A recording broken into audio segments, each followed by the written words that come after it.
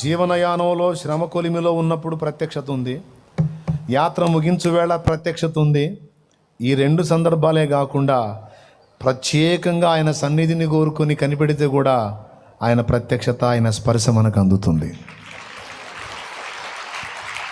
శ్రమ కొలిమిలోనూ మరణకరమైన ఘట్టంలోనే కాదు, నిజముగా నువ్వు ఆయనను ప్రేమించి ఆయన స్పర్శను ఇష్టపడి ఆయన సన్నిధిని కోరుకుంటే, అందుకోసం నువ్వు కనిపెట్టుకోగలిగితే తప్పకుండా నీ కోసం నా కోసం ఆయన వస్తాడు. కాకపోతే అంత ఆశ ఊరుకుంది, అంత తపన ఊరుకుంది,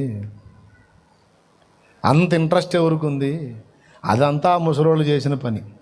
ఏ ముసలోళ్ళు పోయారుగా సత్యకాలంలో, సత్యయ్యలు చాలామంది. వాళ్ళు ఆ పాపం అట్లాంటి ఎదురు చూశారు, కనిపెట్టుకున్నారు, రాత్రులు పగళ్ళు గోజాడుకుని ఆ స్పర్శ పొందుకున్నారు, ఆ అభిషేకం పొందుకున్నారు, ఆ ప్రభావంతో నింపబడ్డారు, అందుకు తగ్గట్టుగానే వాడబడ్డారు. అనేక మందిని వెలిగించారు, మండించారు. వాళ్ళ తరాల్లో అనేక మందిని పరలోకాన్ని పరదేశకు చేర్చారు, వాళ్ళు కూడా చేరారు. ఇప్పుడు యాడుంది మనకంత